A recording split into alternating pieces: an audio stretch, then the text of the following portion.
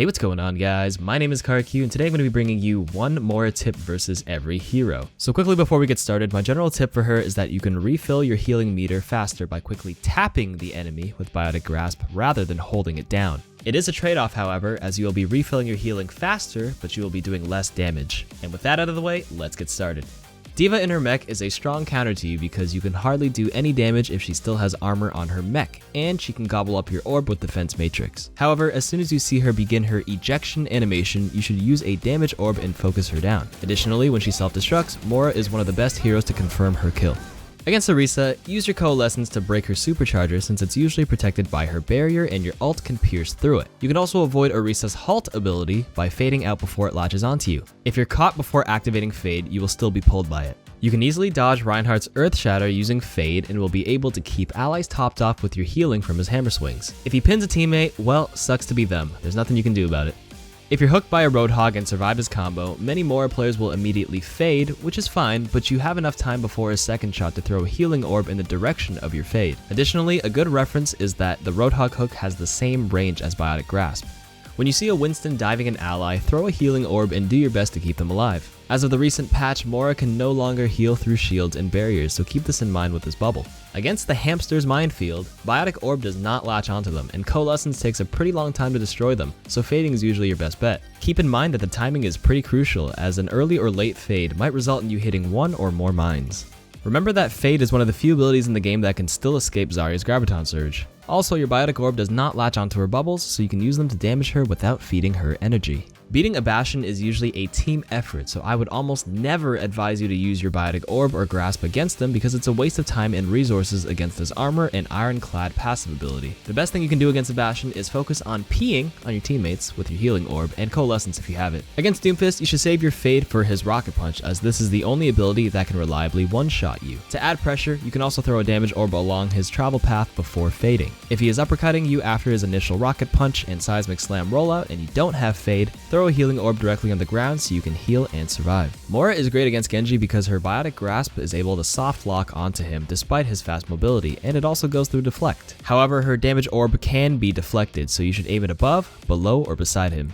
You shouldn't challenge a Hanzo while his Storm Arrows are active. If they're down, you can win with Biotic Orb and Grasp as long as you keep your movements erratic to reduce the chance of a headshot. If you're hit with a body shot, your Biotic Grasp should be able to slurp back enough healing to prevent the next body shot from killing you. Against Junkrat, you can bait his tire detonation with your Fade. Doing this correctly can potentially save your teammates. Against McCree up close, being flashbanged is a death sentence, so it's simply a matter of being able to use Fade to avoid the flashbang. With Flash out of the way, a damage orb along with Biotic Grasp can really challenge him unless he's a god. Against Mei, using Fade can break all the freeze ticks so you can use it to escape. Additionally, if someone is being frozen by her, prioritize healing them as fast as you can to prevent the 150 damage headshot icicle from one-shotting. Mora has insane range with Biotic Grasp and can actually whittle down the Pharah if she isn't flying high enough. Do not throw away your Biotic Orb into the sky as it will get very little value. Against Reaper, try to keep your maximum Biotic Grasp distance from him and use Fade to increase the distance if he gets too close, because up close, he can still win even with your orbs flying around. If he uses Death Blossom, you can stay out of his range while damaging him, just make sure you match his directional key if he's moving towards you.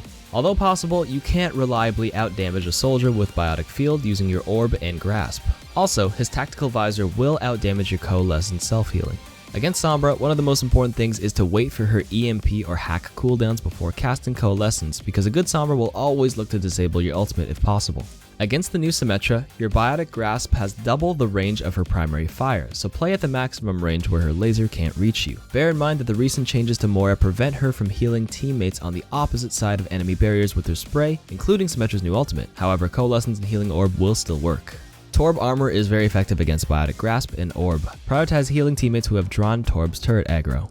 You don't necessarily counter Tracer, but she doesn't really counter you either. Mora doesn't have a lot of kill pressure on Tracer since she can blink to escape you, but your Biotic Grasp lock on and the damage orb can force her blinks and recall. Your healing orb is also enough to prevent her from one-clipping you. Don't forget to use Fade to escape the Pulse Bomb. Not much you can do against Widow since she plays out of your range. Do not waste your orb cooldown for her since the slow travel time gives her enough time to walk or grapple away, and you're better off getting more value out of it for closer fights. Ana's damage from her rifle applies damage over time, ticking 4 times for a total of 70 damage per shot. If you use Fade as soon as you're shot, you can stop the rest of the damage from the remaining ticks. You can also cancel the anti-nade effect and dodge the sleep dart with her Fade.